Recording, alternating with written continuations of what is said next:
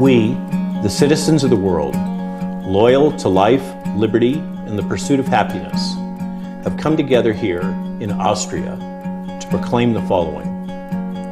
First, that each human life is sacred, invaluable, and should be respected and honored. Second, our children are our most valuable treasure, and their childhood and future should be protected by providing safe haven, education, arts, and other resources to guarantee they will flourish in any endeavor they may choose. Third, our children are also our future and must be cherished and protected. They should not be used as battlefield objects for cultural warfare. Fourth, we need to protect the most vulnerable in our society by supporting wellness and respecting human dignity. Fifth, public debate is profoundly important. It is unacceptable for public health professionals, officials, or governments to censor, silence, or intimidate the public, doctors, medical professionals, or journalists. Sixth, trust cannot be enforced. Public health recommendations should present facts as the basis for guidance and never employ fear or shame to manipulate or force people. 7. Trust in public health must be earned, not assumed. Integrity and transparency are essential. 8th, freedom of assembly and speech are fundamental human rights. Disrespecting those rights is an affront to human dignity. 9th, the use of psychological operations and mandate strategies and tactics to coerce and compel acceptance of medical products and procedures is a fundamental breach of well-established medical ethics. 10th, our bodies, our families, our choice. No medical mandates. During this season of hope and renewal, we stand here in support of goodwill, family, and shared community. We are all connected with these universal truths: the importance of human dignity, integrity, personal sovereignty, and the fundamental rights to assemble, speak freely, and to protect human future generations. Thank you for your time. I hope you'll join us.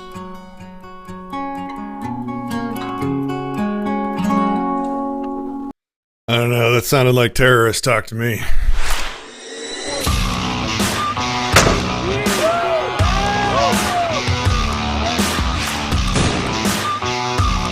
He has a plan, she has a plan, and you get to pay for it regardless. The best way to get someone motivated is to stand for something strongly, deeply, passionately. Subscribe to Disenthrall. Do as you're told.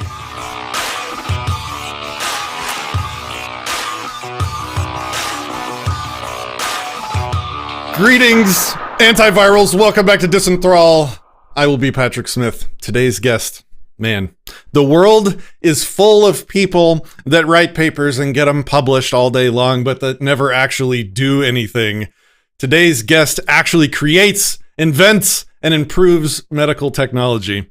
Beginning as a farmhand, then computer scientist, he attended UC Davis and got into molecular biology in the early 80s, working with retroviruses and their links to breast cancer. Then AIDS happened and he began working on vaccine technology. He began studying gene therapy methods using retroviruses, and in 1989 developed a series of technologies to manufacture RNA, structure it, and put it into cells, creating the basis for the RNA platform that these modern vaccines now use. From there, he went on to teach pathology. He started a gene therapy lab. He's been involved in every major outbreak since AIDS, won literally billions of dollars in federal grants and contracts, consults for $100 million contracts for biodefense. He is a speaker, a bioethicist, an author of 100 scientific publications with 12,000 citations and counting. He recently also wrote the new book, Lies My Government Told Me. Sir, Dr.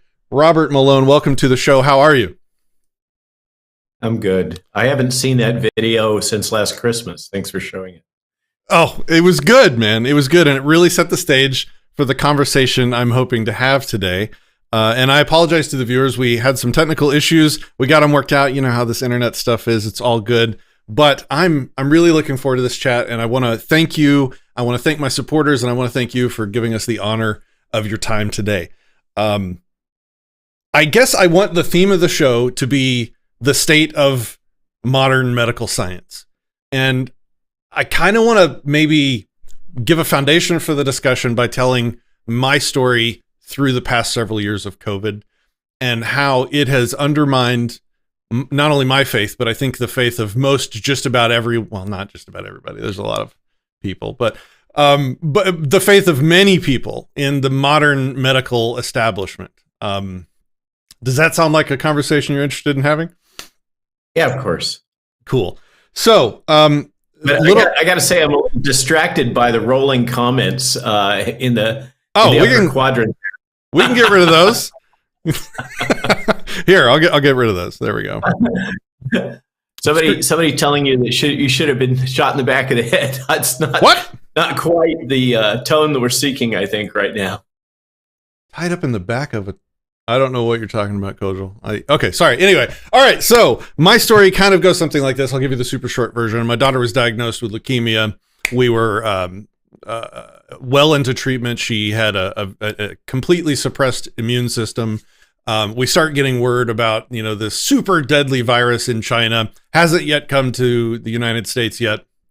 And we were asking our oncologists what we should do. And they're like, oh, don't worry about it. It's, it's not even on the continent yet. And we're learning and reading that, it has like an incubation period of 2 weeks. And we're like, okay, well, if it really doesn't show symptoms for 2 weeks, then it could very much already be here. And we wouldn't know until it's too late. And our daughter has no immune system. Maybe we should take precautions. And so we were in this weird place, man. My family completely locked down before the virus was even announced in the continent. We basically sealed the house. We started doing all this crazy stuff, like, I don't know, wiping down our groceries when we brought them in the house and not having contact with a lot of people outside of the house because we were really worried that this virus might already be here and it might be as deadly as they say. And we didn't want to take the chance. And so against the recommendation of our oncologists, we took a lot of early precautions. Then fast forward a month, the world has gone insane. Our oncologists are screaming, saying you have to be, maximally protected. You need to be ultra safe. You need to do all the stuff that we were doing earlier when they told us not to worry about it. And we were backing up and we were kind of watching what was unfolding in the world and being like, I'm not sure this is as bad as what they're trying to tell us it is. And we're starting to see sort of the opposite evidence of what's going on. And so we start kind of relaxing everything that we were doing. And so in both situations, we were trying our best to think for ourselves in the face of medical advice from people that we definitely trusted to make my daughter safe. And it was a really scary, uncomfortable thing to have to do, to sort of not follow the direct medical advice of a medical professional that you're trusting implicitly. I can't help but ask, how did your daughter? She's fine. She completed treatment about 6 months ago. She's been cancer free for a while. She just completely was kind of, I forgot what they were. She graduated, let's say, from the oncology program, and now she just gets checkups once a year or something like that. So it all ended well. And I didn't mean, I hate bringing up such a dramatic example, but we had more reason, I felt, to actually lock down early on against medical advice. And then I feel like, we had to be extra careful, but we still, we thought for ourselves is the point. And in multiple situations around COVID, we were continually taught the lesson that the advice we're getting from the authorities and the medical establishment keeps seeming to be wrong and keeps seeming to be more or less and less trustworthy. And now, after 2 years later, I feel like the state is just abysmal. I feel like it's very difficult to know how and when and who to trust. What are your thoughts?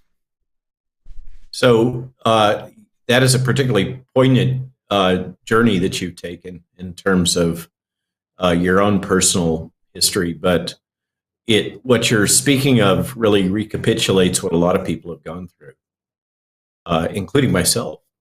Who can we trust in a world in which we've learned that the federal government is directly manipulating everything that we think, hear, and feel? That there are that medicine, as I think the title of this in your pre-publication had been about weaponization of medicine. That medicine has been weaponized. It has been perverted by a variety of forces. That's undeniable. The fundamental principles that I was taught, and most of those in my age cohort were taught, have been thrown out the window. Fundamental principles of medical ethics, of respect of the patient, of the importance of informed consent, the sovereignty really of the patient, the focus of the patient on the patient as in the individual, as opposed to the public health focus is on the population, not on the individual. And those are often in opposition, those two. And what you've seen is the rise of the Masters in Public Health, which is a 2-year degree.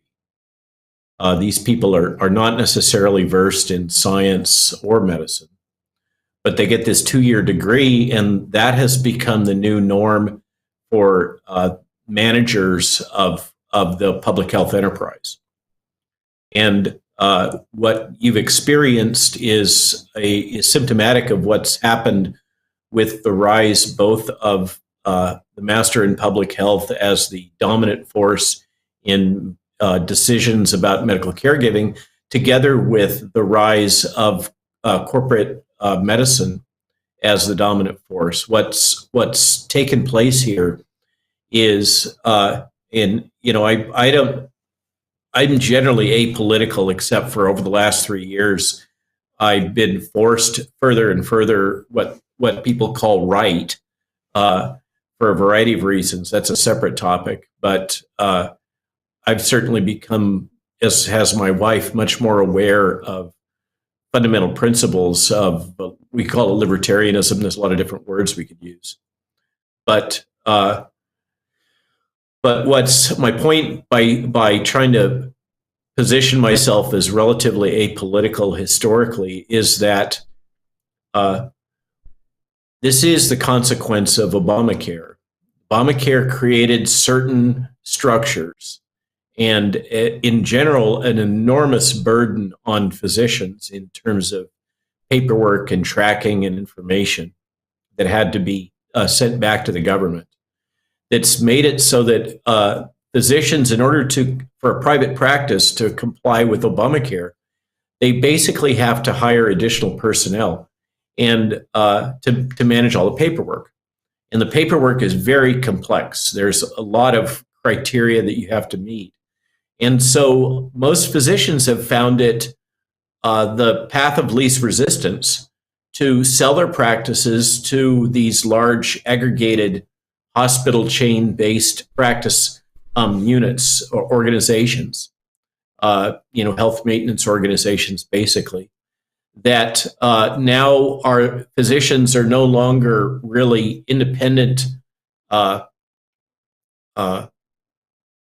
They used to be more like small businessmen. They were relatively independent, and now they are all, for the most part, employed by these very large aggregates and subjected to a world in which they don't have much latitude anymore. in terms of decision making about patient management. And they're given very tight constraints about how the time that they can invest in a patient, and are told basically to follow established protocols. So you had that as a huge tidal wave that's kind of swept through medicine. And a lot of people didn't really recognize the changes associated with that because the system wasn't under particular stress. And then we had this organizational stressor event that, whatever you want to call it. I call it the COVID crisis because I really don't like to call it a pandemic. And just as I don't like to call these products vaccines. So COVID crisis is my personal euphemism for it because it's so much more than just the medical events or the infectious disease events. There's a financial component to this. There's enormous political components to this. There's globalist organizational components to this. There are a variety of subtexts and initiatives that have been attempted to be propagated through society using this particular crisis, exploiting this crisis, however you want to phrase it. And so I prefer to call it COVID crisis. But what you've experienced, I'm sorry, mirrors what many people have. Only you're a particularly what you just related to me is unique in your awareness and commitment to original thought, to relying on yourself to process information, which is what I think has to be the new model going forward for all of us. Is that we're now living in a world, and in order to really dive into this, we have to start talking about fifth generation warfare. We're living in a world in which your mind is the battleground. There's no distinction between civilian and military. And everything that you see, hear, touch, believe is attempted. There's a strong attempt to mold and fashion that for a variety of purposes. And those purposes include economic ones, political ones, organizational ones, power and control. There's just a huge laundry list of actors that are employing this new technology through the variety of channels that we now have available. This device being the most notable of those. But as I put out in a prior essay, just to illustrate the point, Twitter is a weapon. It's not really a business. I think Elon Musk has discovered this. He put out some little meme wherein he said, "I've just paid $52 billion or whatever the number was for a nonprofit company." Twitter is both a weapon and a battleground. Yes. If you can kind of wrap your head around understanding what I mean when I say that about Twitter, then you can, and we have all of the documentation now because of the Twitter files that supports that thesis. Then you can take that and apply it to Facebook, Instagram, all the other social media applications.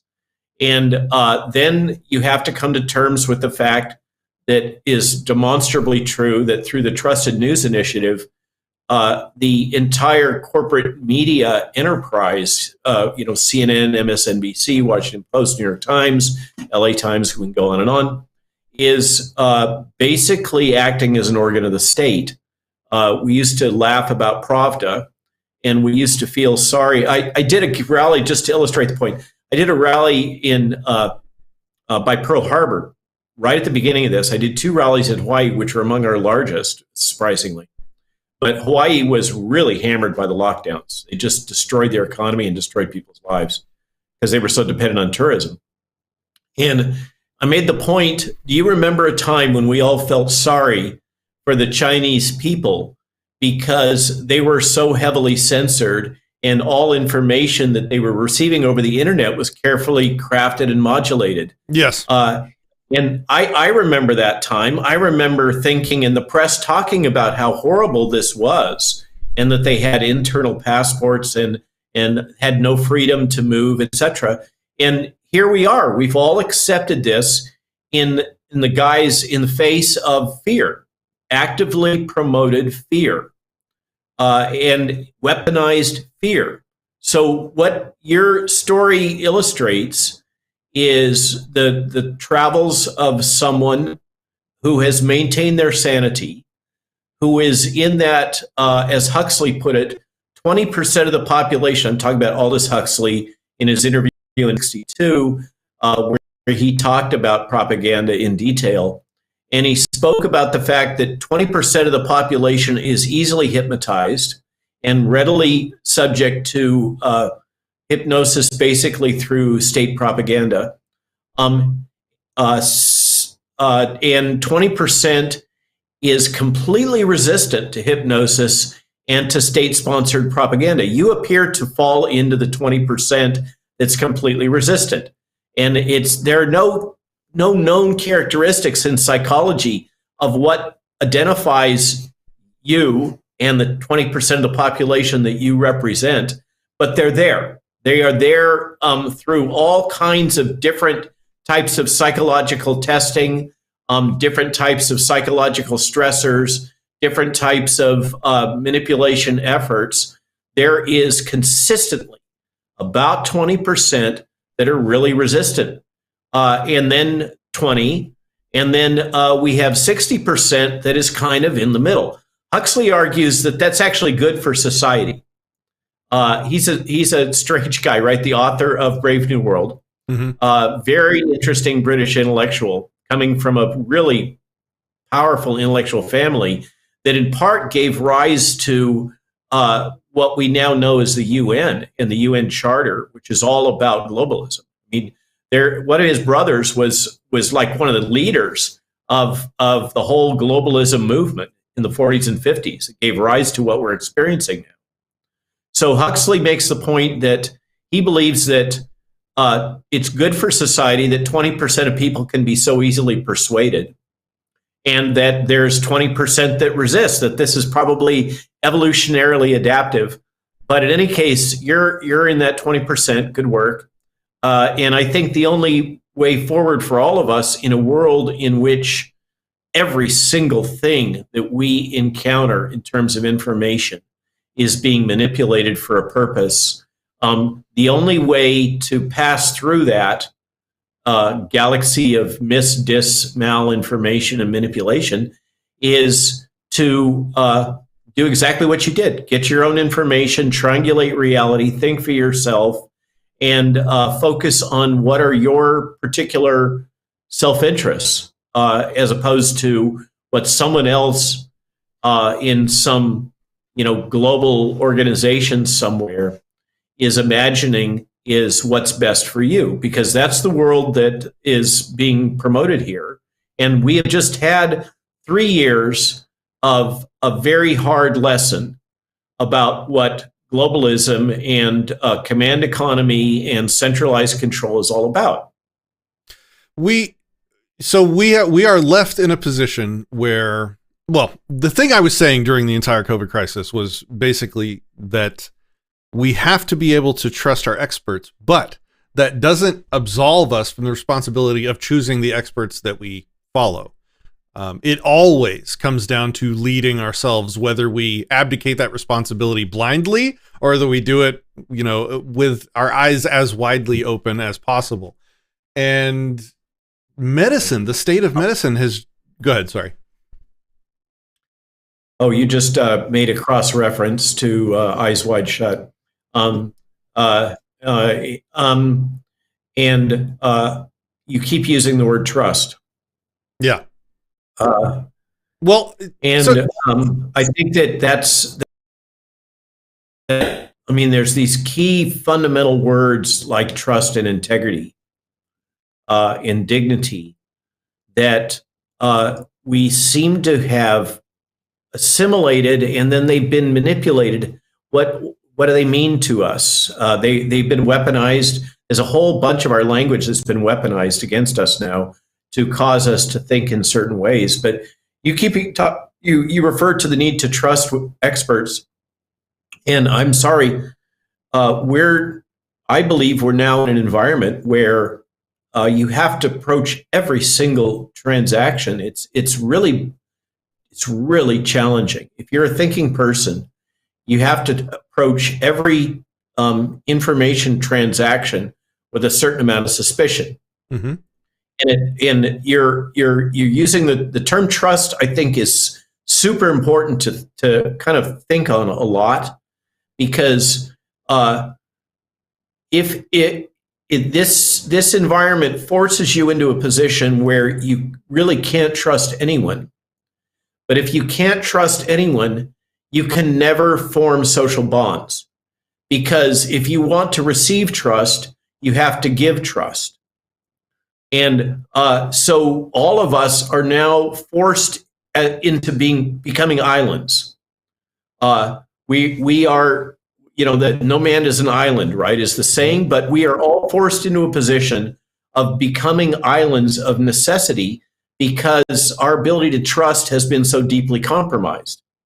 And there are those in this area that think about anti-vaxxer or whatever, that are very prominent, that I don't want to name, so I'm avoiding doing that. Suddenly my bandwidth is going to hell, it looks like. Okay. But thank you, Elon Musk and Starlink. So there are those that say that you have to approach every person in this space as if they're controlled opposition. And you have to convince yourself each time that they're not controlled opposition. It's kind of a contrarian way of looking at things. And the problem, if you approach the world like that, we all become completely fragmented.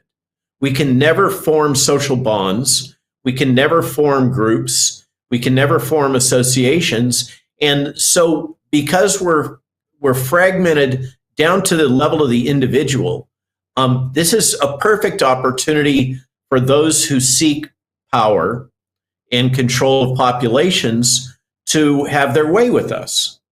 And we're left in an environment where it's very, very difficult to know how to proceed. As an example, not to riff too long, but I get these contacts from people who want answers to the question about what they should do for their child's vaccine schedule. And this is useful to illustrate. We've all been told that the experts have had this series of meetings and this series of findings and investigations, and they've determined what's best for your child.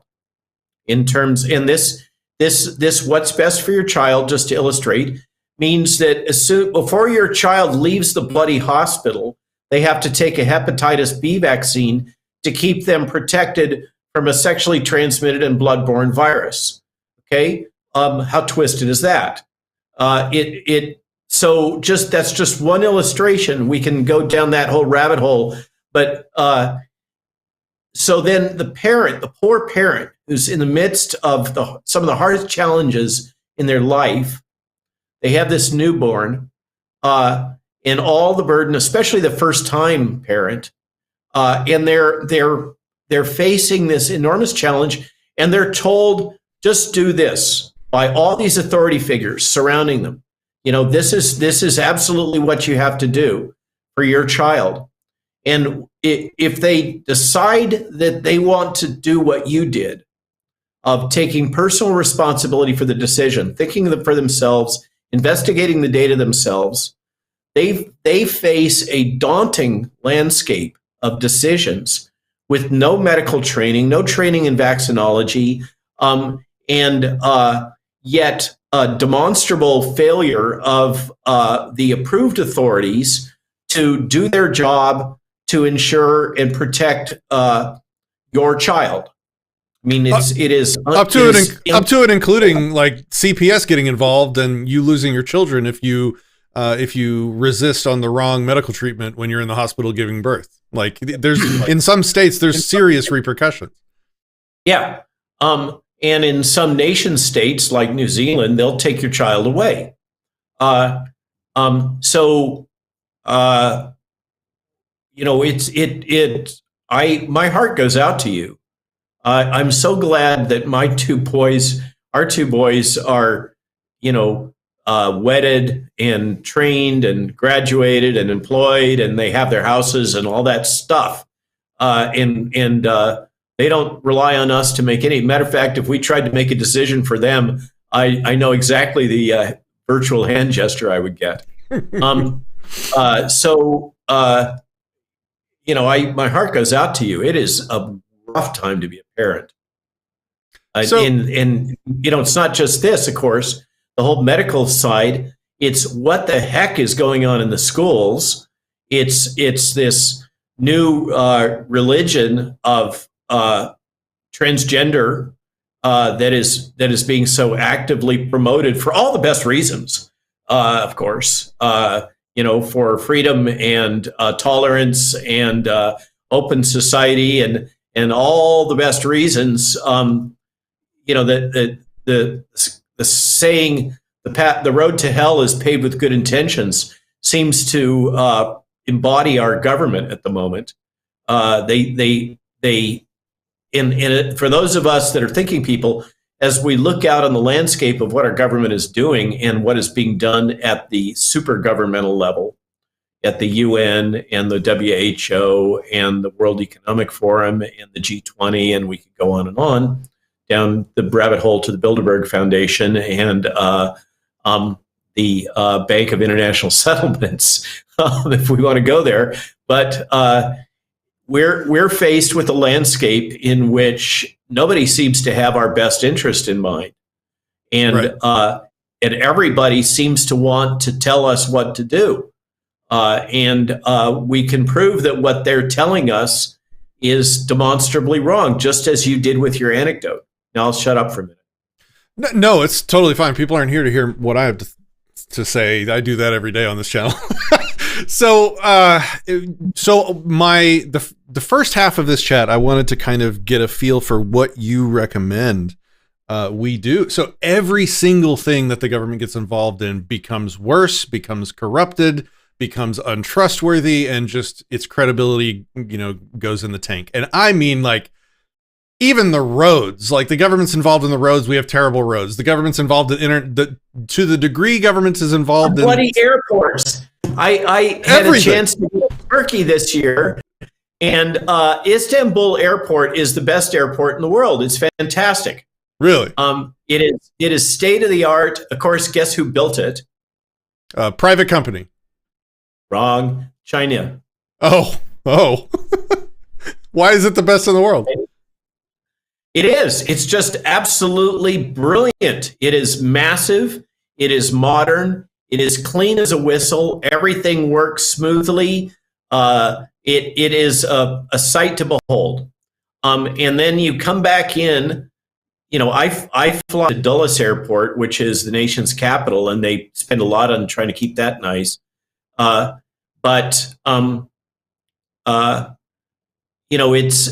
immediately come into massively long lines going through customs, all kinds of inefficiency. And if you come in through, say, O'Hare or LAX or Boston, or really even LaGuardia, the standards in those airports are basically emerging economy. A lot of the what we used to call third world nations have airports that are very similar. They're not much better than Mexico City, which I've also had to fly into a lot lately. I just flew out of Mexico City back into DFW, and I experienced a lot of this, a lot of the terrible stuff too. And so what's happened is the government has year after year after year sunk its claws farther and farther into the medical science, the medical industry, everything from insurance to pharmaceuticals to care providers, and one by one, all in our best interest, of course. And and one by one, all of these institutions have become corrupted and untrustworthy, and we are now left in a system where, in my opinion, the entire industry is just on the verge of just being like if you hear them recommend something, you do the opposite. Now, I know that that's not true. I know that there's still a lot of good people, a lot of very smart people trying to make people better. And so it's not yet at a situation where it's completely a lost cause. But that leaves us as laymen. Look, like what you're saying, we can't be islands. We can't be like this platonic polyglot that just learns every possible field all the time. To phrase it one way, the social contract has been rendered. It is torn into little shreds. The idea that we are contributing to a society through so many different ways, not just through our taxes, because it's in our interest for the common good, and we get back from that a variety of things. The basis of which has to do with Maslow's hierarchy of needs. That we need to reach our own ability for self-fulfillment. And in order to do that, we have to solve the problems of food, housing, security, all those things, the things that we believed we were investing in with government and the state. And instead, what we seem to have is this parasitic class that just does not give a flying fart about what our interests are. They're all caught up in their own power games, and they're in advancing their personal interests, so it seems, or the interests of those that are sponsoring them for their office. And the likes of you and I are irrelevant. What we think, what we believe, what we need is secondary to these global games that are going on that have nothing to do with our lives and our children. So what do we do? How do we make those, maybe if we're going to be islands, then we at least need to try and find ways to make alliances with the people that are the best of the other islands out there. And so if we I agree. So, in the face of this horrible choice that we confront, what are our options? And this was the hardest. Not to pump the book, not to no, you're fine. Not to grift, but here we go with some grifting. No, this is not grifting. This is important, and I want to talk about it too. So, but go ahead. The subtext and the better future coming was the hardest part of this darn thing to write. Tony Lyons, Skyhorse Publishing, had suggested the title, and we got around that and basically wrote the book to the title. But I thought the main title, was so grim, as many of the titles for his books are. For instance, The Real Anthony Fauci is one of his. I insisted that we put a tagline in there that showed some hope and optimism. And then I had to write the chapters about that hope and optimism. Careful what you wish for. And I've had the benefit, I guess, of traveling a lot, like a stupid amount, like over 400,000 miles on commercial air last year.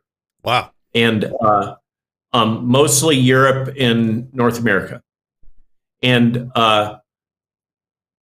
meeting a lot of people from all walks of life, people that would come to major conferences that I go to, like the one in Rome. And again and again and again, what I heard was a growing belief and endorsement in the concept of building a world based not on centralization, but on decentralization, and how to go about doing that. And this gets to the, there's a variety of phrases that people use when they talk about developing a decentralized world. One of them is intentional communities. Mm-hmm. And intentional communities are basically what you just described. If we are little libertarian islands of truth and personal sovereignty and autonomy, operating in a sea of crazy, that somehow we have to find ways forward because we can no longer rely on the surrounding system for a variety of reasons, because we've learned that it's been compromised. How do we do that? What are the historic examples? What are the metaphors that we can use? What have other people learned and done? What are the problems that you have to solve in order to do that? And a lot of that, I don't know if you noticed, if you ever follow my Substack, who is Robert Malone. And many people seem to not get it about that naming, which goes to the famous phrase from Atlas Shrugged, who is John Galt. And it's I guess a little arrogant to draw a parallel between myself and the character of John Galt, but that's essentially what I'm doing. To be honest, my two youngest children's names are Atlas and Dagny. So if we're talking about arrogance, boy and a girl.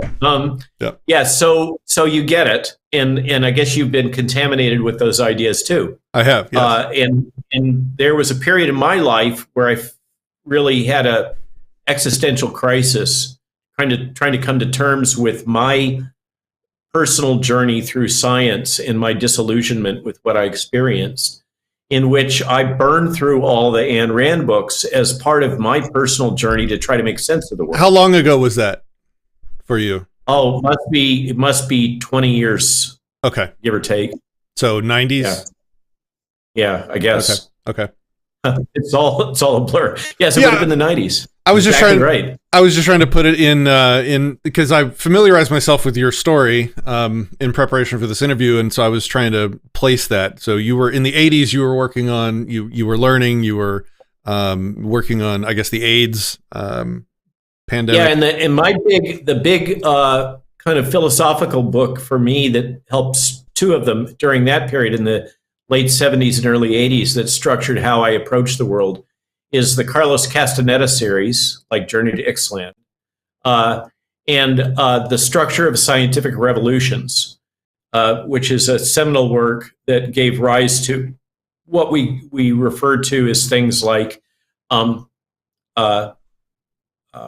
these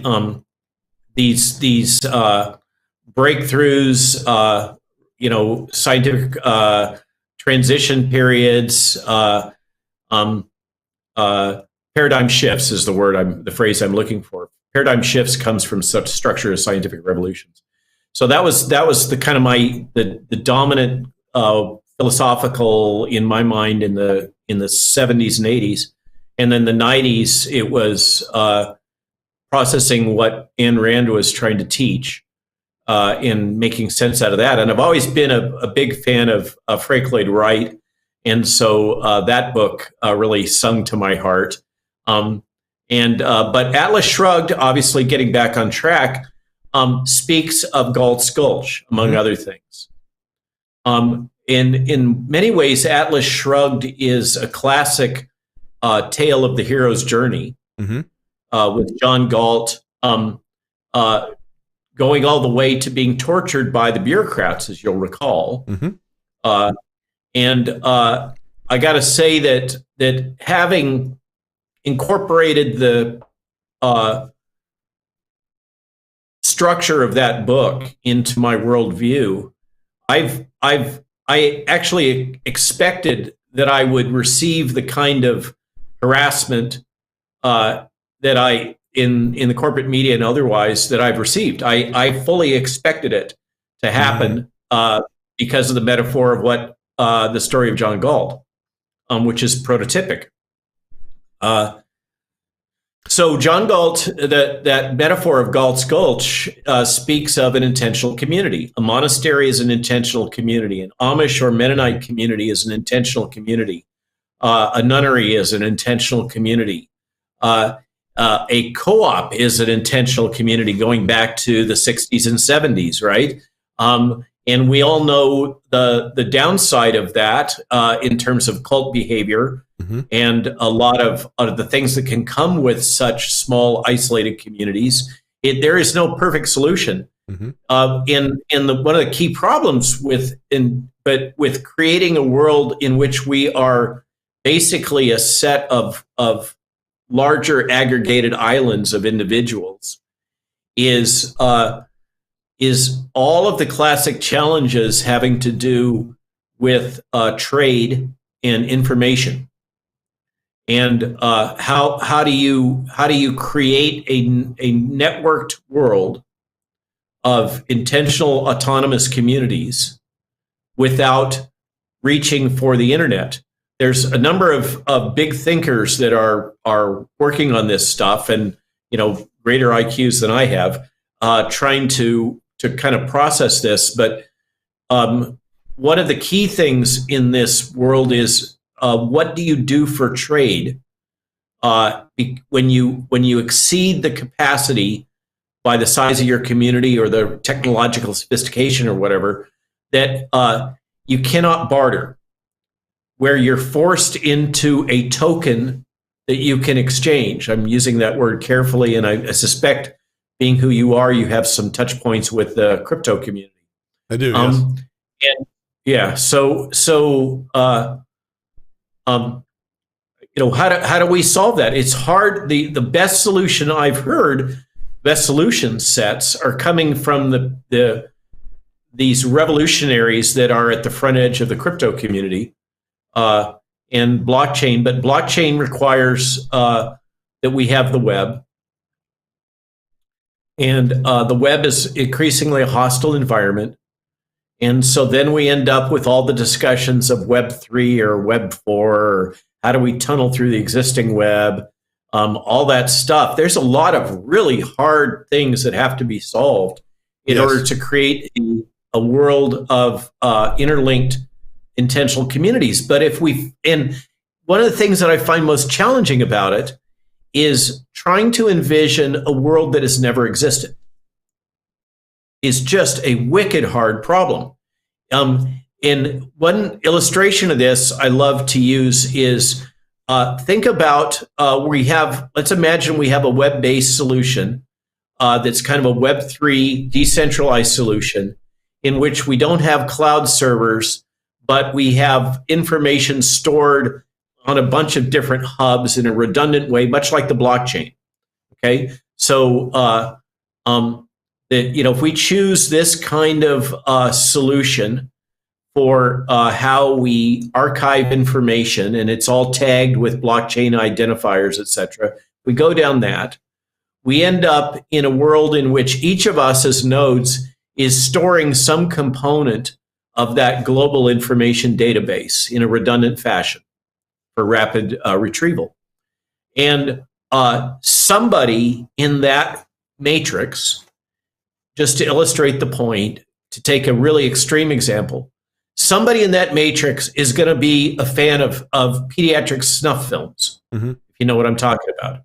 Okay, just as the most ugly possible example of something that could get stored on your computer.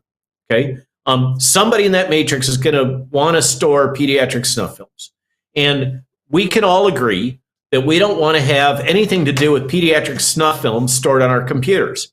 So then what happens? Oh, we've got to have censorship. We've got to have somebody deciding who can access and who can't access.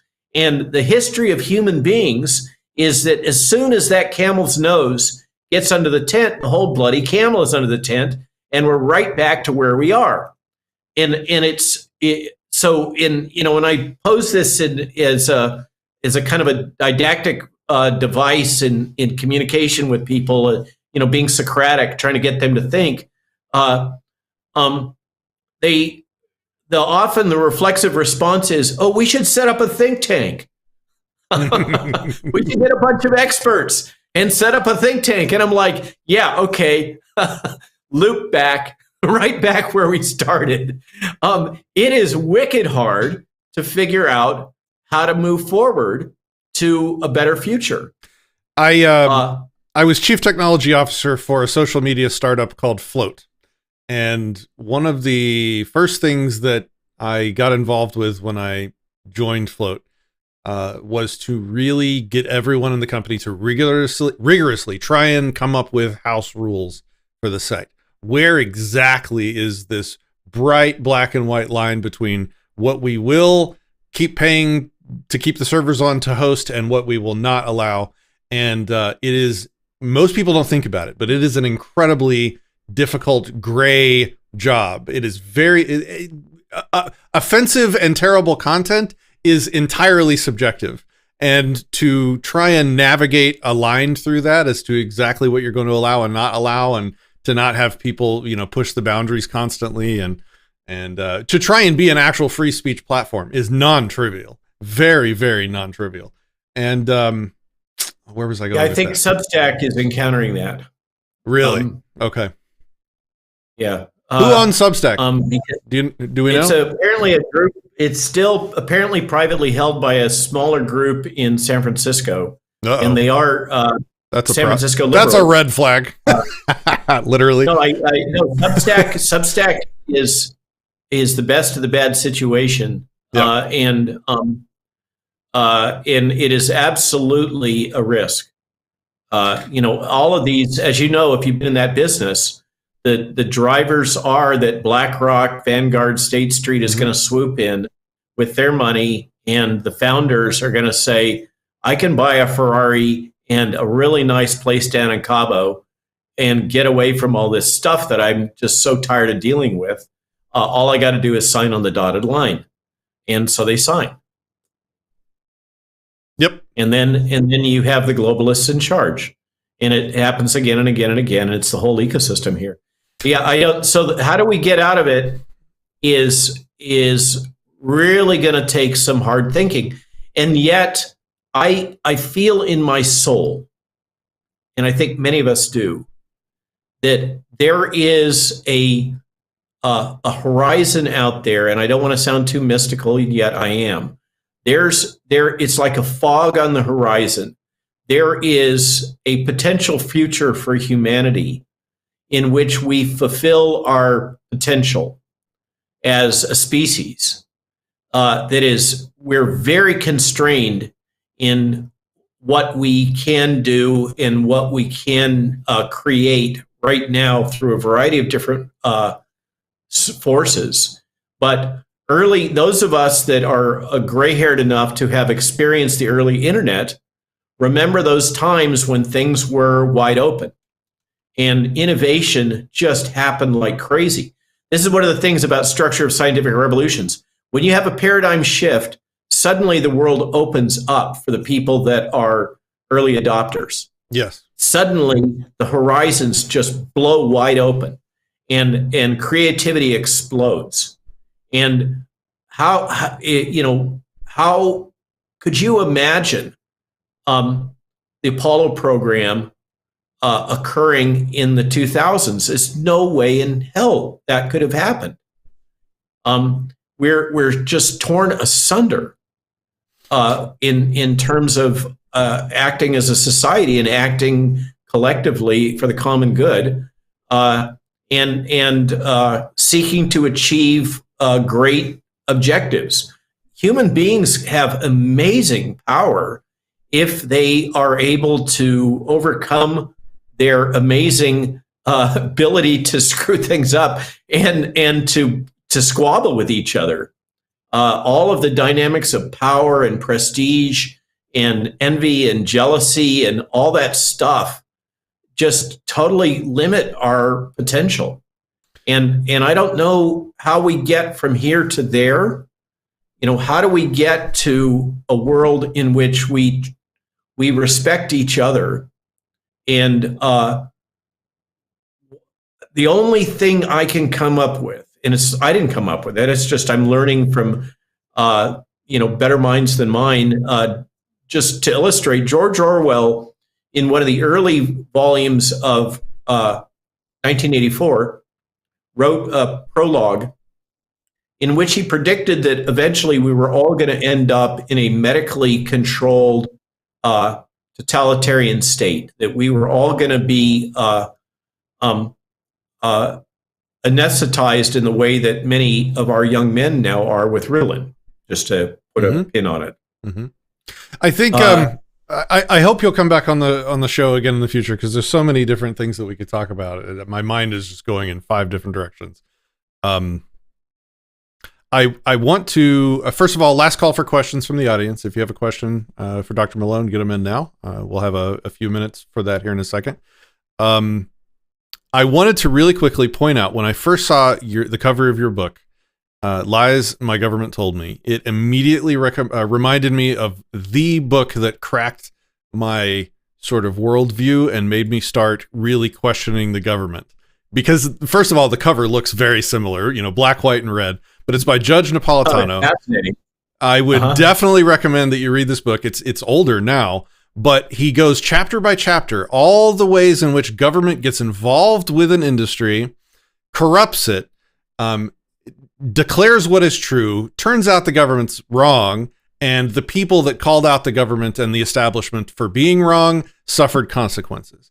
And that is the story of what we've been living for the past 3 years. And so definitely check out Dr. Malone's book. There's a link to the Amazon page to buy it in the comments of this live stream. So definitely check that out. I also recommend Judge Napolitano's book, It's Dangerous to Be Right When the Government's Wrong. And then the last book that came to mind when you were just talking about sort of decentralized islands was a book that I read on this channel as sort of like an audiobook with commentary called More Equal Animals. And that's a reference to Animal Farm. It's by the guy that created Ethereum, the cryptocurrency processing network. Yep. And it's him laying out an idea for a multi-layered society, which is much more decentralized in its power structures. Anyway, those are some books that came to mind. I'm very much looking forward to reading yours. Okay, so man, I think we're kind of running out of time here. So I will hopefully, I'll invite you back maybe in the future and we can go over some of the other stuff. But let's do some audience questions. Anna asks, what was your original research goal in mRNA research? What's the danger of the COVID vaccine that people who have taken it should be worried about? And are there any treatments that you know of?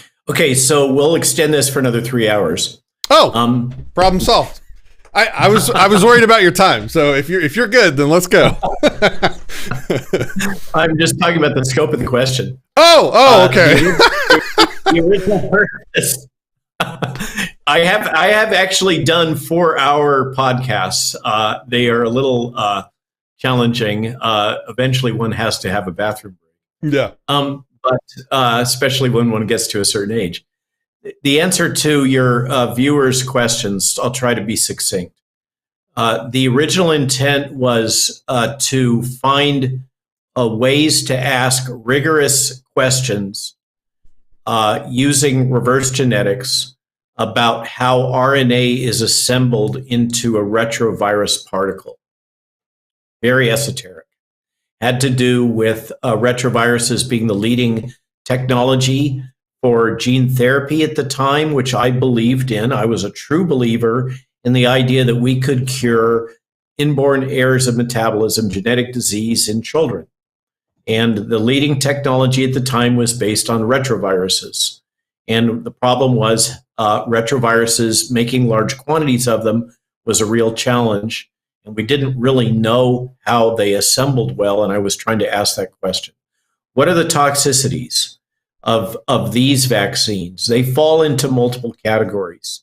I was really resoundingly fact-checked by people that are scientifically illiterate. Yeah, that's me digging at those fact-checkers.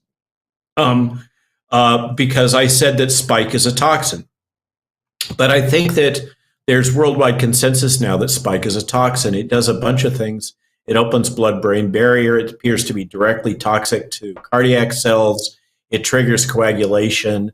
It alters fluid balance. We go on and on. Spike is one of the things that's toxic here, and through those various pathways, the lipid nanoplexes themselves appear to be toxic, and the modified RNA, which is different from what I had proposed, this pseudo RNA that has pseudouridine all the way through it, also has its own toxicities, which includes immunosuppression, which is the whole reason why pseudouridine was used. And immunosuppression is a knife that cuts both ways. It's good if you're trying to keep the inflammatory response to the gene delivery preparation down. It's bad if you're suppressing somebody's immune response and they're having reactivation of cancers or latent DNA viruses. Let's see, what was the third question she asked? Are there any treatments, I guess, for people that have been vaccinated? This is really important. Okay, so thanks for letting me say this. I am vaccine damaged. Yes, I took Moderna ×2. I will not take the jab again. It would kill me. I almost died from Moderna #2. I got one of the bad batches. I developed hypertension to 230 and a bunch of other symptoms that we now know are common. But as I was in the first wave of vaccine recipients, I didn't know, and none of us knew about all these adverse events. So forgive me for being stupid and trusting my colleagues. That's my personal journey. I have had both long COVID. I was in the first wave of infections in Boston at the end of February 2020. So I got the original strain, and then I've had 2 or 3 infections since. That can't be true because you've been vaccinated, right? Oh, obviously that's bullshit. So sorry. That's Tony Fauci. I have from the post-vaccination syndrome plus my long COVID, and I recently completed the FLCCC recovery protocol that Paul Merrick and Pierre Corey have worked so hard on, which includes a variety of drugs under medical supervision. And I've supplemented that with some other agents. And the physicians that I work with, because I don't treat patients, I do clinical research and I'm licensed, but I don't treat patients. But the docs who are frontline treating COVID all the time now that I'm associated with are also working on drug combinations that are treating some of the central nervous system damage that seems to be happening, that some of you may recall was acknowledged by the representative from Pfizer that Project Veritas caught on film, in which he said that Moderna, that Pfizer believes that there's damage being done to the hypothalamic pituitary adrenal gonadal axis, which is to say your endocrine system. And that does seem to be the case in many people. They're having all kinds of weird endocrine imbalance problems, chronic inflammatory states, prediabetes, and obviously the reproductive consequences, particularly in women, in terms of their menstruation. That's just a very obvious one. And so there are physicians that are building protocols to treat those things.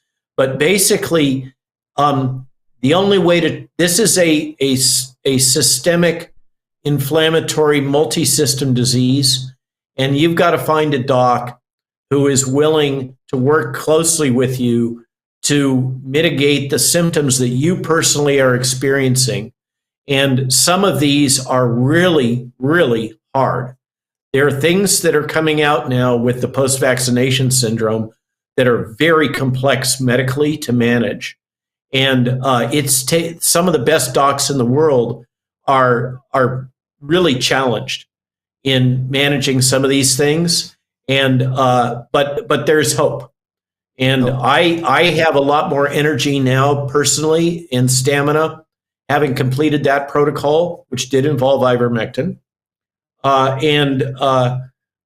I can suggest to you, all of you who happen to be vaccine damaged or have long COVID, they're indistinguishable, really, except maybe the vaccine damage is worse. There's hope. And you need to find a doc that is willing to work with you and is open-minded enough. This is like overcoming alcoholism. First, you got to find a doc that is willing to acknowledge that they have a problem and that you have a problem. I don't mean to laugh about your situation. It's actually very perplexing to find a doctor that will not resort to calling you someone who's suffering from a psychological personality disorder, as opposed to recognizing that your symptoms are real, because that's what happens. They again and again, people are told that they're imagining this, that they're psychotic. Women over the menstruation problems were told that they were hysterical, which is just adding salt to the wound. Historically, that's an interesting word to use too. Yep. Okay, sorry. Were you? I didn't want to interrupt. No, go. I've done my diatribe on the vaccine damaged and the prospects for treatment. Okay, last two questions. Aaron Jones asks, how do you define an island or community? What makes a community? HOA, city, town, etc. Well, what's in your mind? What is one of these islands that we need to form look like? I think they're self-defined, and for those of us that live a more rural existence by choice, it's often defined geographically, and it can often be defined based on shared interests. So this is my sense, is that the way forward is that we find individuals who share enough of our values and our interests that we find it useful to work with them, to cooperate with them. If you're a Mennonite or Amish community, or if you're a Baptist, you may find that your church becomes your hub and is the nexus through which your community flows. Or it could be that you are a motto, and you assemble your community around those who share your values in terms of decentralized currency, which is certainly a core parameter. It could be that you have a community based on philosophical alignment that you experience in a city, or a shared commitment to a diet or a lifestyle. As I mentioned at the start, the problem is a lot of these things can easily lead to cults. Mm-hmm. And cult behavior, and that's one of the tensions. All of these things are a trade-off. So that's the best I can do in terms of defining an intentional community. Is it's basically in the eye of the beholder, or in the living of it, of the community member. And many of the ones that I have seen that have succeeded and persisted through this COVID crisis and have been the most resistant to the propaganda and manipulations have been communities of faith. So many of us have come through this including myself and my wife, with a renewed sense of the role of faith in finding a way through the world and living your life and living an ethical life. And that's our choice. It's not necessarily your choice, but it's a choice that many, many people seem to find adaptive, let's say, in this world that we're living in. Fallstar asks, what do you think about, and I'm going to get this wrong, N-acetylcysteine? N-acetylcysteine. Yeah. So N-acetylcysteine is an interesting agent, and it's another one of these that can be part of an armamentarium around the anti-inflammatory problems that many of us, or the chronic inflammation that many of us are experiencing. There are many, many agents that have activities that touch on different aspects of this. And that's why I caution, even for myself, okay, I'm a medical scientist, I'm a licensed physician, and I go to another doc. There's a saying in the medical field that the physician that treats himself and his family has fools for patients. I think that applies all the way down to all of us. Be cautious about all the marketing that you're subjected to around nutritional supplements. They're because of the holes that exist in the FDA regulations. There is a open marketplace for nutraceuticals and nutritional supplements. And a lot of money can be made there. The Zelenko group made literally tens of millions in profits on selling Zelenko's vitamins. And I'm not, Zev used to treat me as a mentor, and I have the greatest respect for Zev Zelenko, and I respect his memory, but I don't endorse high-priced, overpriced nutritional supplements. So just, buyer beware in that whole domain of anti-inflammatories, home remedies, and nutritional supplements. I'm not saying that ivermectin is bad. We have on the other side all of these incentives for pharma to keep you from getting access to those things. So, for instance, I take berberine. Berberine has some amazing anti-inflammatory and anti-hyperglycemic properties. It's a natural product.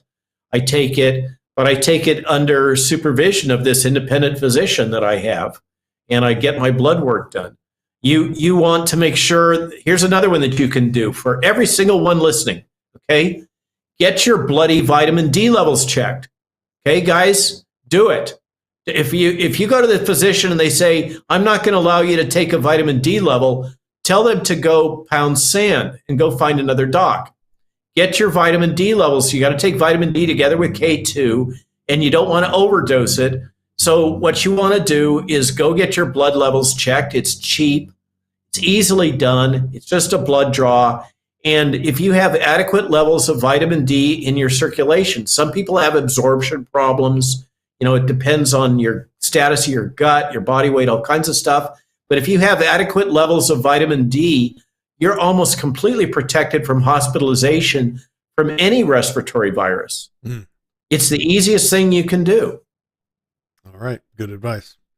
Okay. So somebody asked a question in the comments. They wanted me to relate my personal views on vaccines and if those views have changed over the past few years. And normally I would be like, look, we're here to talk to Dr. Malone, not about myself. But considering we have Dr. Malone here, I thought it might be a good idea to broach that topic, but only if we have the benefit of, I don't know, maybe 15 more minutes of your time. I don't want to push you if that's... Yeah, let's go. Okay. Let's go.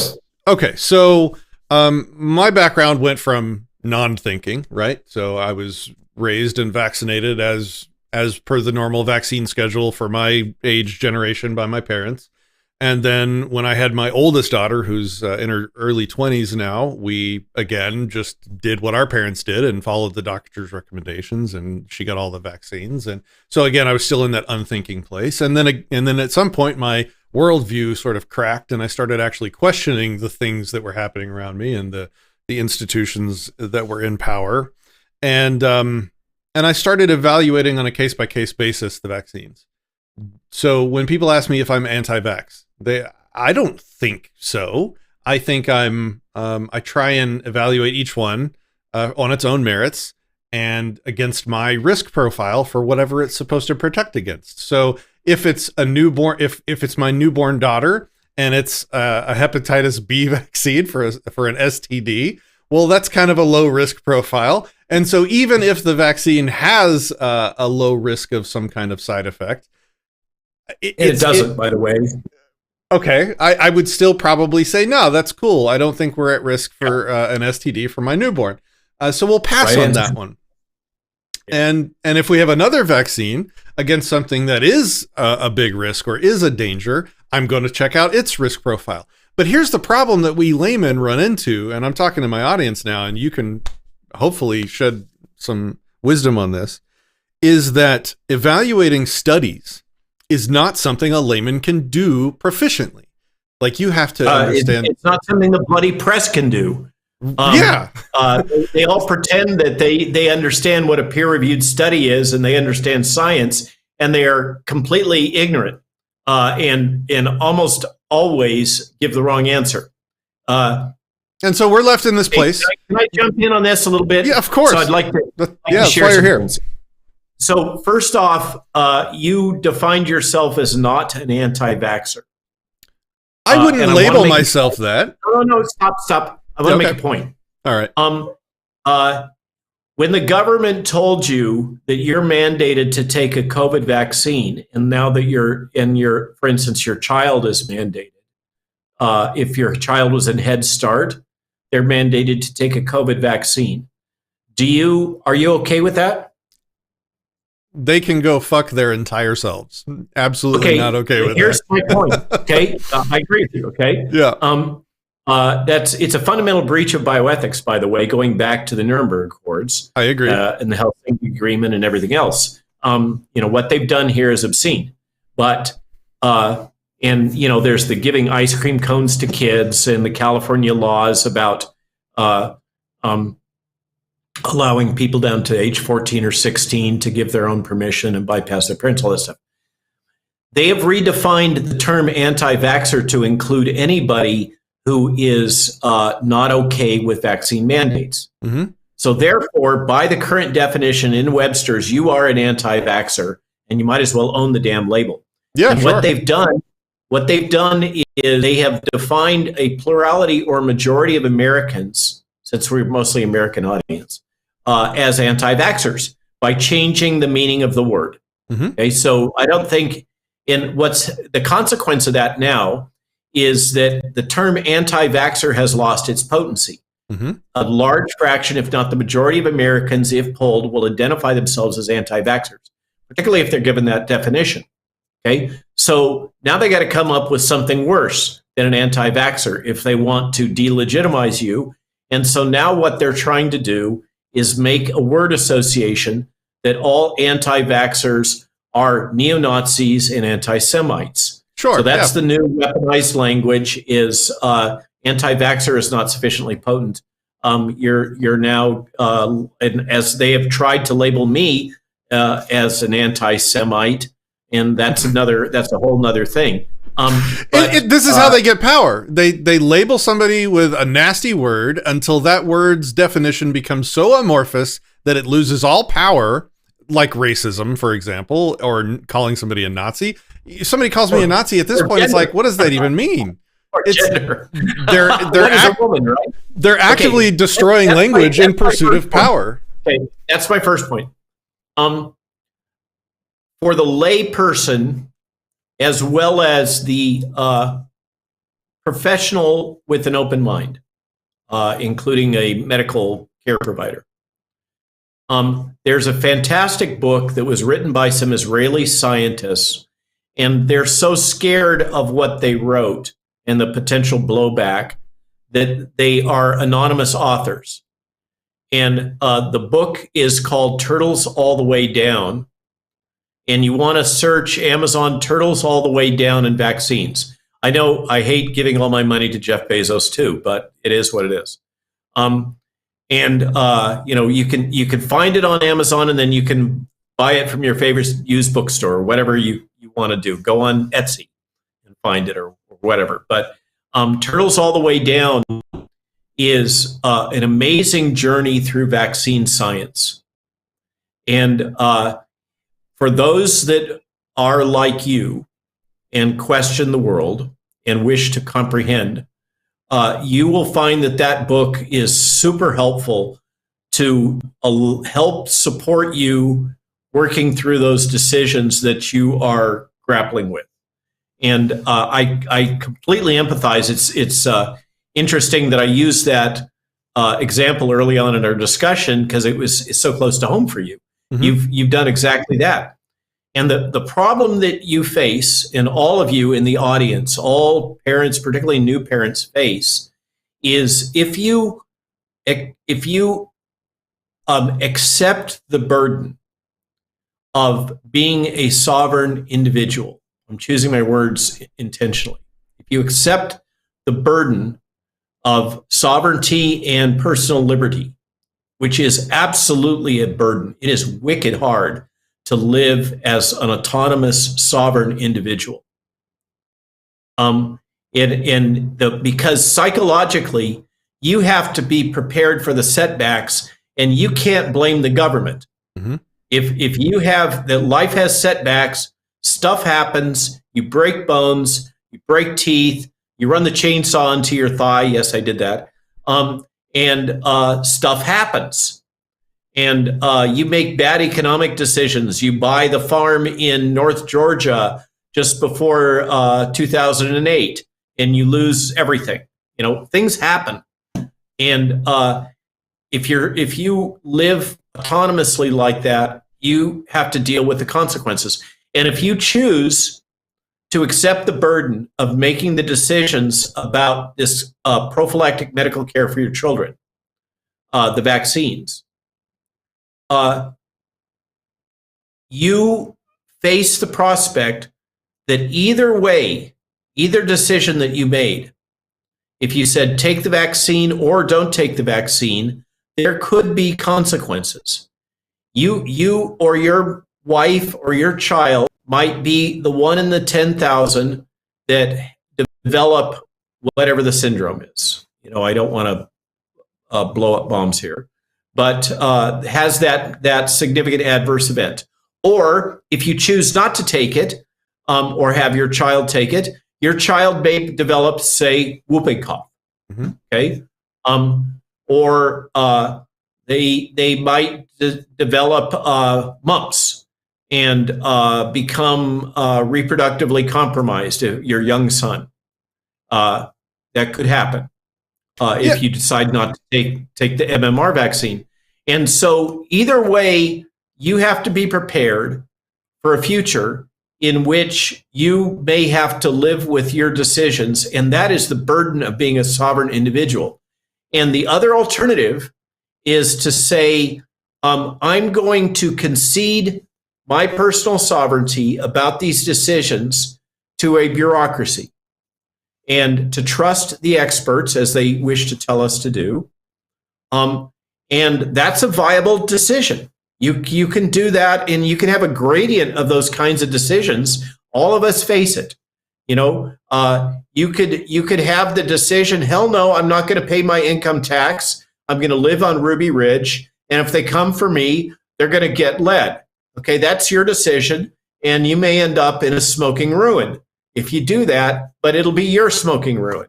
That's the problem with living this life of freedom is there are always consequences, and you can't know beforehand what they are.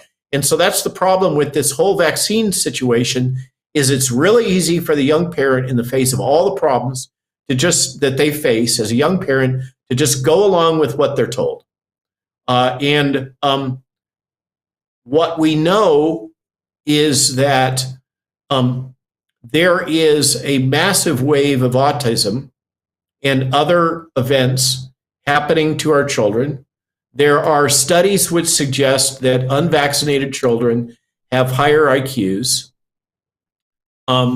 There are in the modern world in which we have good sanitation. I'm not saying living in the barrios of Pernambuco, Brazil, with open sewers, but in the modern world in which we have septic systems and good water sanitation, most of these diseases are actually not a major risk. And the risk is overblown, overstated. The incidence of polio crashed before the vaccines, just to put a pin in that one. Mm-hmm. So it's really wicked complex. Mm-hmm. And it basically comes down to whether you, the parent, how much risk can you tolerate, and where are those lines? And whooping cough is one that's hard to make a decision about. Hepatitis B is pretty easy. Hepatitis B is actually a pretty nasty vaccine. Yellow fever vaccine illustrates the point. Yellow fever vaccine is a live attenuated yellow fever virus. And it is an ugly, nasty vaccine. And if you take too many doses of it, it will kill you. Okay. And if you are going into the jungle of the Amazon, and you're going into areas with endemic yellow fever, you're probably going to want to take that vaccine. And another example is Ebola. The Merck Ebola vaccine, which I worked on directly, I got it sold to Merck. I have intimate knowledge of it, is a nasty vaccine. you feel like you've been beaten up with a baseball bat. Your joints hurt. You feel like hell. And if you are in an environment in which Ebola is circulating, you will run to the doctor to get that nasty vaccine. And that's just it illustrates the point. It's a risk-benefit ratio. And back in the day with smallpox, it was well known that a significant number of young soldiers were killed with the smallpox vaccine or developed myocarditis. And yet they still did it because the risks of smallpox were sufficient that it was judged to be worthwhile. And most people were glad to take the smallpox vaccine.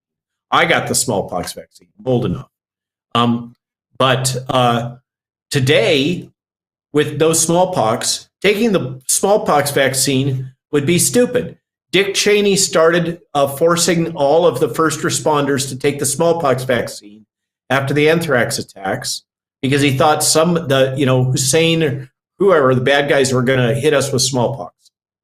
And suddenly the first responders started breaking out with myocarditis.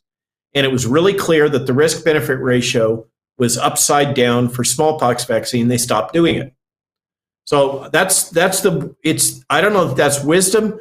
It's just the school of hard knocks, and it's the hard reality is there are no right answers here. And what this gets to the breakdown of society. In a just and proper society, we would have a public health service that would address these questions of the safety of the current multi-jab regimen for children.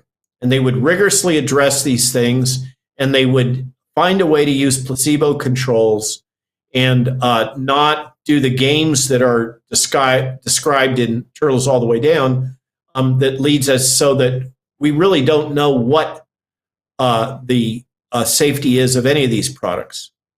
I think, and that's the problem. Is the CDC and the FDA have been captured by the bloody vaccine industry, and so we're faced with this insurmountable challenge as parents. I think this is my outsider opinion. I think the only way we ever restore trust and credibility to the medical industry is a complete separation of government and medicine. The power of government corrupts absolutely everything it touches, and it erodes the trust in everything because there's so many conflicts of interest. You had a lot of doctors, like Fauci, in my opinion, as an outsider. This is what I suspect. Like you have doctors gaining so much clout and popularity and power and social power and social currency around this pandemic that happened, and a lot of that was fueled by government influence and power.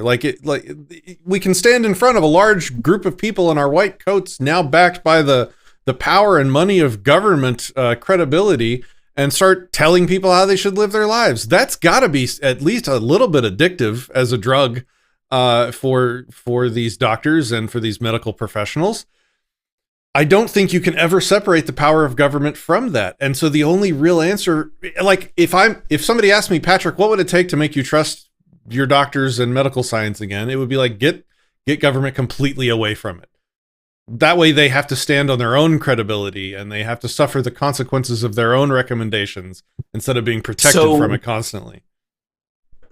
Okay, so let me give you a counterpoint, because the problem with unregulated medicine is charlatans, yes, and predators, and there are predators out there. There's grifters in every profession, so our founders, I think, for those of us that are awake and looking about. Many of us have come to appreciate the wisdom of the founders of the United States in ways that we may not have appreciated them before. Or we had some vague notion of the importance of the Constitution and the Bill of Rights and its protections. But I think for many of us, we've come through this saying, boy, those guys got a lot of stuff right. And we ought to go back to thinking about what their wisdom was. And in the case of regulation of medical practice, The way it's structured is that the regulation of medical practice vests in a decentralized way to the states. It is not specifically allocated to the federal government. Therefore, it vests to the states. So each state has the authority constitutionally. This is the basis for the overthrow of Roe versus Wade.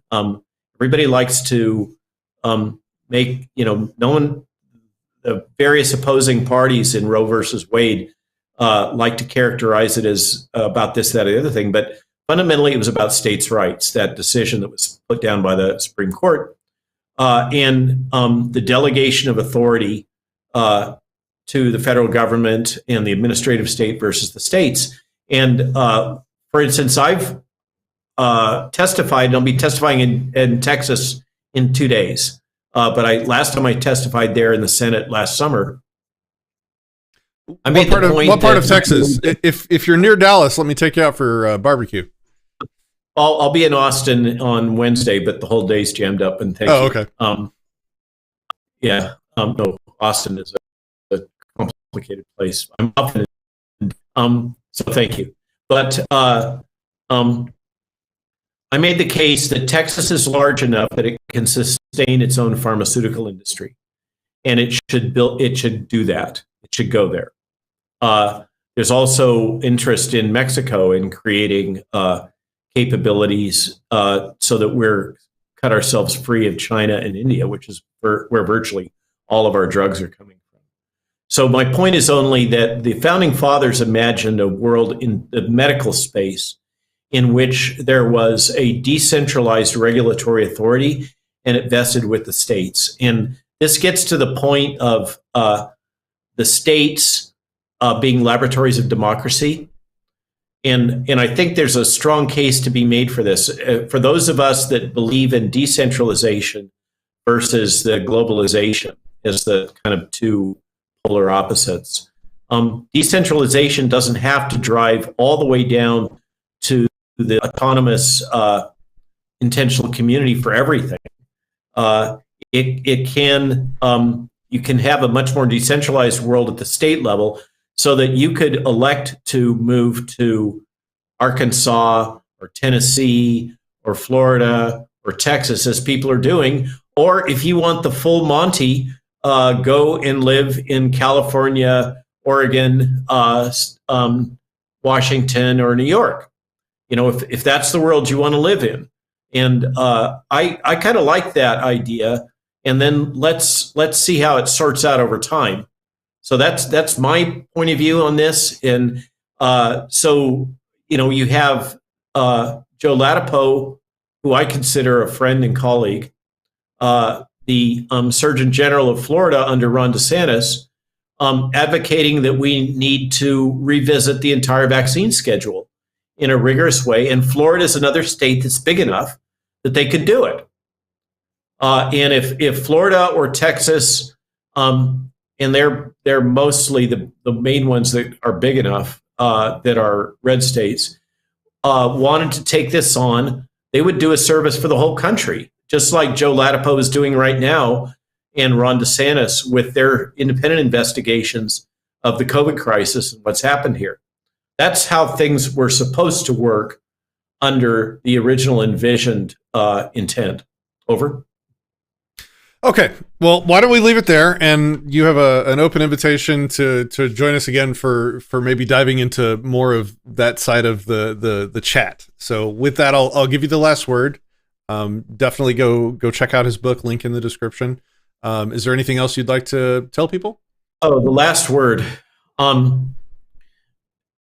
A lot of people are experiencing despair in the face of what we've experienced. And often when they encounter all these things, they lose hope. Particularly people that are vaccine damaged. You have a choice. If you're vaccine damaged, you can identify as vaccine damaged. We are all, in a way, that have been deployed on us. And we don't have to be victims. You can choose to be a warrior. You do not have to choose to be a victim. You can take this on, and if you wish, if you choose to walk with me and others and be a warrior in this fight, which I believe is the fight to end all fights right now in terms of the future. It's that we're at that point. Then I advise that you seek out the information on 5th generation warfare. Learn what it is. There's a online book that you can get. It's called 5GW. It has nothing to do with cell towers. And Michael Flynn has now published a book on 5th generation warfare. There's things on our Substack you can read about it. There's a lot of stuff on the internet because there's more and more awareness of how important these technologies are. 5th generation warfare is about control of your mind, and you are the battlefield, but it is entirely decentralized and it's low energy. You don't have to have F-18s and M1s. You can assimilate and learn the technologies and techniques of 5th generation warfare, and you can turn it back on them. You don't have to be passive in this. You can be a fighter, and you can be empowered if that's what you choose to be. So that's my closing, is consider walking with all of us that are seeking a better future and which are not willing to give up our personal sovereignty. Over. Excellent. You own yourselves. You need to learn how to lead yourselves, because even if you abdicate it, you're still choosing to abdicate it. And I realize I just stole the last word. So that was... That's good. I like it. All right. Dr. Malone, thank you again for giving us the honor of your time today. And we'll hope to talk to you again soon. If you could stay on the line with me after I end the stream, and I'll wrap up with you. Just give me 1 second. Everybody else, thanks for hanging out. Thanks for watching us. Thanks for participating in the comments. Until next time, we'll see you.